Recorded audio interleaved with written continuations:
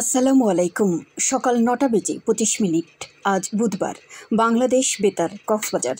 স্থানীয় খবরে স্বাগত জানাচ্ছি শামীম আক্তার। নতুন আসা রোহিঙ্গাদের কারণে সংকটের চাপ আরও বাড়ছে বলে মন্তব্য করেছেন দুর্যোগ ব্যবস্থাপনা ও ত্রাণ উপদেষ্টা ফারুকী আজম। রোহিঙ্গারা সম্মানের সঙ্গে কালকে নিজ দেশ মিয়ানমারে চলে যাক, এমন দাবিও করেন উপদেষ্টা। মঙ্গলবার সন্ধ্যায় শরণার্থী ত্রাণ ও প্রত্যাবাসন কমিশনার কার্যালয়ে আয়োজিত বিভিন্ন এনজিও সংস্থা, সরকারি কর্মকর্তা এবং আইনশৃঙ্খলা বাহিনীর সংশ্লিষ্ট কর্মকর্তাদের সঙ্গে সমন্বয় সভা শেষে তিনি এ মন্তব্য করেন। নতুন করে রোহিঙ্গা অনুপ্রবেশ বিষয়ে উপদেষ্টা আরও বলেন, কাউকে নতুন করে অনুপ্রবেশ করানো হচ্ছে না, তারা কোনো না কোনোভাবে আসছেন। এ বিষয়ে সবাইকে সতর্ক থাকতে নির্দেশ দেওয়া হয়েছে বলে জানান তিনি। শরণার্থী ত্রাণ ও প্রত্যাবাসন কমিশনার মিজানুর রহমানের সভাপতিত্বে দুর্যোগ ব্যবস্থাপনা ও ত্রাণ মন্ত্রণালয়ের সচিব কামরুল হাসান, পররাষ্ট্র মন্ত্রণালয়ের মিয়ানমার বিষয়ক সেলের প্রধান হাসান সরোয়ার সহ জেলার বিভিন্ন পর্যায়ের কর্মকর্তারা উপস্থিত ছিলেন। এর আগে দুপুরে উখিয়ার বিভিন্ন রোহিঙ্গা ক্যাম্প পরিদর্শন করেন উপদেষ্টা ফারুকী আজম বীর প্রতীক। কক্সবাজার জেলা প্রশাসনের উদ্যোগে পৌরসভার জলাবদ্ধতা নিরসনে করণীয় নির্ধারণ বিষয়ে মতবিনিময় সভা অনুষ্ঠিত হয়েছে। গতকাল জেলা প্রশাসকের কার্যালয়ে অংশীজনের সঙ্গে এ মতবিনিময় সভা অনুষ্ঠিত হয়। এতে সভাপতিত্ব করেন জেলা প্রশাসক মোহাম্মদ সালাউদ্দিন। সভাপতির বক্তব্যে জেলা প্রশাসক বলেন, জলাবদ্ধতার প্রধান কারণগুলো দ্রুত চিহ্নিত করার পাশাপাশি তা দূরীকরণে দরকার সঠিক পরিকল্পনা। তাই এটি বাস্তবায়নে সংশ্লিষ্ট সকলের সাথে সমন্বয় করে একটি টেকসই পরিকল্পনা নেওয়ার কথা জানান তিনি। সভায় অতিরিক্ত জেলা প্রশাসক বিভীষণ কান্তি দাস সহ সংশ্লিষ্টরা বক্তব্য রাখেন। সনাতন ধর্মাবলম্বীদের প্রধান ধর্মীয় অনুষ্ঠান শারদীয় দুর্গোৎসব সুষ্ঠু ও সুন্দরভাবে উদযাপনের লক্ষ্যে কক্সবাজার জেলা পুলিশের আয়োজনে অনুষ্ঠিত হয়েছে মতবিনিময় সভা। গতকাল পুলিশ সুপার কার্যালয়ের সম্মেলন কক্ষে জেলা পূজা উদযাপন পরিষদ ও সহযোগী পূজা কমিটির নেতৃবৃন্দের সঙ্গে এই মতবিনিময় সভা অনুষ্ঠিত হয়। এতে সভাপতিত্ব করেন পুলিশ সুপার মোহাম্মদ রহমতুল্লাহ। তিনি বলেন, প্রতিটি মণ্ডপে নিরাপত্তা নিশ্চিতে যৌথ বাহিনীর টহল জোরদার করা হবে। এছাড়া স্ব-উদ্যোগে মণ্ডপগুলোতে সিসিটিভি ক্যামেরা স্থাপন, পরিচ্ছন্নতায় স্বেচ্ছাসেবক টিম, নিরবচ্ছিন্ন আলোক সরবরাহকরণ সহ প্রয়োজনীয় ব্যবস্থা গ্রহণের জন্য পূজা কমিটির নেতৃবৃন্দকে অনুরোধ করেন পুলিশ সুপার। এ সময় সংশ্লিষ্টরা উপস্থিত ছিলেন। বৈষম্য বিরোধী ছাত্র আন্দোলনে শহীদ হন কক্সবাজারের পেকু উপজেলার মোহাম্মদ ওয়াসিম আকরাম। গত ১৬ জুলাই বৈষম্য বিরোধী ছাত্র আন্দোলনের স্বৈরাচার সরকারের সন্ত্রাসীদের গুলিতে চট্টগ্রামে শহীদ হন তিনি। চট্টগ্রাম কলেজের এই মেধাবী শিক্ষার্থীকে হারিয়ে থামছে না তাঁর স্বজনদের কান্না। অপরদিকে প্রিয় সন্তান সহ সকল শহীদের বিচার চান ওয়াসিমের প্রবাসী পিতা। বিস্তারিত শুনুন প্রতিবেদনে।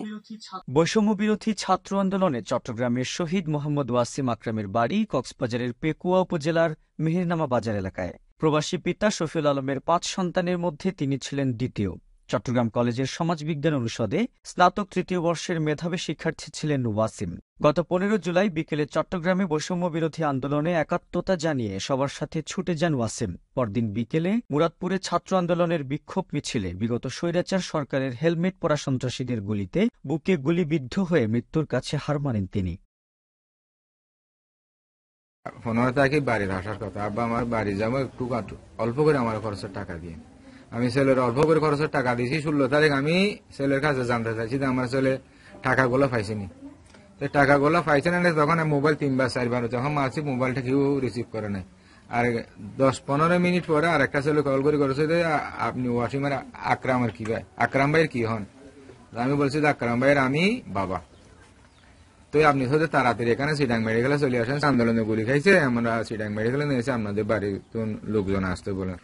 কিছু দিতেন না, আমি বাড়িতে কল করলাম, আশেপাশে আমাদের আত্মীয় স্বজন ছিল সিটাং, এদেরকে কল করছি। কল করার পরে জানতে পারলাম যে আবার ২-৩ মিনিট পরে আবার যখন কল করছি এরা বলছো ডেড বডি বলছো। তখন আমি বসা ছিলাম, বসাতে আমি ফুরিয়ে গেছি। সন্ত্রাসীদের গুলিতে থেমে যাওয়া মেধাবী এই শিক্ষার্থী যেমন ছিলেন বিনয়ী, ঠিক তেমনি ছিলেন অন্যায়ের প্রতিবাদী এক সাহসী যুবক। নিজ গ্রামে যুক্ত ছিলেন বিভিন্ন সামাজিক সংগঠনের সাথে, বলছিলেন তার স্বজনেরা। তার স্বপ্ন ছিল যে সে একজন পড়ালেখা করে সে একজন বড় কিছু হবে। স্বৈরাচার সরকারের গুলিতে নির্মমভাবে শহীদ হয়ে আমার ভাই আমাদেরকে হারিয়ে চলে গেল। ছোট বড় সবার সাথে সেই খুব ভালো একটা সম্পর্ক ছিল। ওকে কেউ কখনো সালাম আগে দিতে পড়েছে বলে আমার জানা নেই।